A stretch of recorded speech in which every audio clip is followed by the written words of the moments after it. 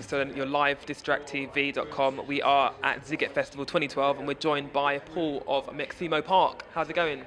It's very nice to be here in the sunny weather with lots of rocking music. I'm very excited to be here also. Is this your first time here? No, we played 3 years ago, so we've had a little taste of it, and we were, when we were asked to do it, we were all absolutely thumbs up. Okay. So you're back a second time then? We're back. Hopefully the people will remember us, and more new people will come and watch the band as well. Moving on a bit, The National Health, a massive album. Amazon gave it a 5 out of 5.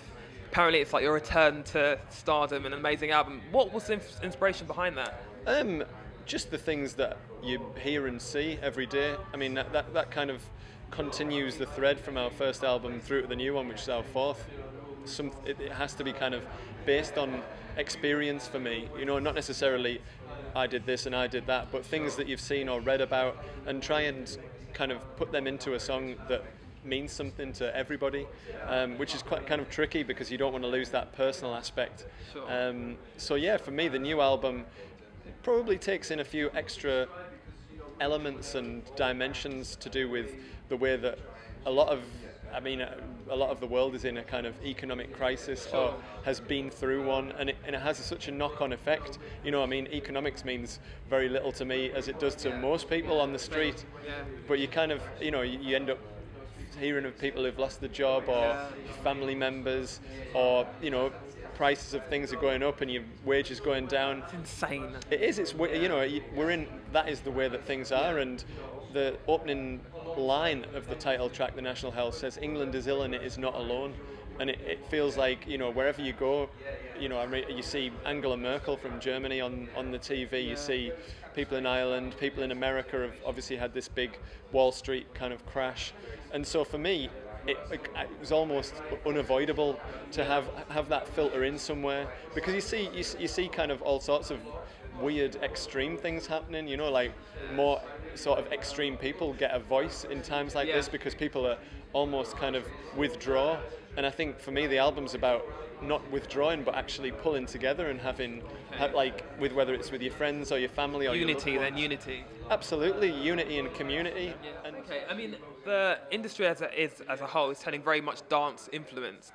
Is that maybe an avenue you see yourself going down, or the guys going down, or not really? Well, I think for us as a group of 5 individuals, rather than one leader and everybody does all the follows those, there's kind of, we've got people in the band like Lucas, who plays the keyboard, who he's into kind of more dance culture than probably the rest of us, and he puts that into his instrumentation, and but again we'll kind of choose what's right for each individual song. I think that's the key thing to our band and the new album, really. We always treat every song as can it be a single? Yeah. Could it be played on the radio? Or, It's got potential. Yeah. To just reach out to people in some way and connect with them.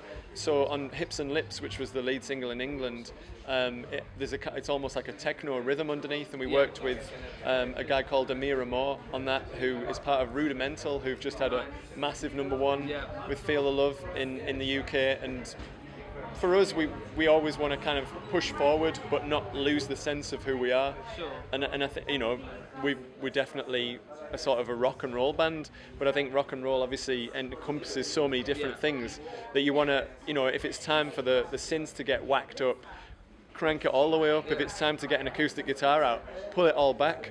And I think that's one of the things that we've learned from our other 3 records that we've put into practice on the new one. There are moments that are very quiet and sort of soft, and then there are moments that are quite hard and kind of danceable. Yeah. So for us, I'd like to think that that avenue was always open to us. Again, going back to our first album, stuff like Limassol and Acrobat, which was done with a kind of programmed sort of beat, and then Tom, our drummer, played sort of drum pads and triggered all the noises off. So we've always had that element to us, but we don't want to kind of get pigeonholed down that route. Start going dubstep and... Well, really... it's funny you should say that. We've just done a dubstep kind of song as an experiment. It's an exclusive for Distract TV. This is an exclusive. I won't tell you where it's going to come out, but a magazine asked us to do something outside of our normal genre. So Lucas got the wibble, bwomp, bwomp, bwomp. He's got the wibble down. I don't know how he does it, but he does it. So yeah, it's nice to try those things out, and not necessarily put it on an album, but just try it out, see how it fits with your sound. Because I think the worst thing is watching people sort of try and be fashionable, and those sort of things fit in at the time, and then just look like massively uncool things They're later on. not authentic, so, yeah, you've got to do what comes naturally to you, and I'm glad to say that is part of our genetic makeup as a band, with Lucas having more of the synthesizers than a lot of other bands, who kind of maybe just have an organ or don't have a keyboard or whatever. It's an integral part of our sound anyway, so those elements will always kind of crop up. And just before we go, can you, as we're at Sziget Festival, can you speak any Hungarian for the guys at home? You've got any phrases? I've only got Köszönöm, which means thank you, and that's as far as I've got. Köszönöm to you, Paul. Thanks so much for having us. It's my pleasure. Thanks a lot. Cheers, dude.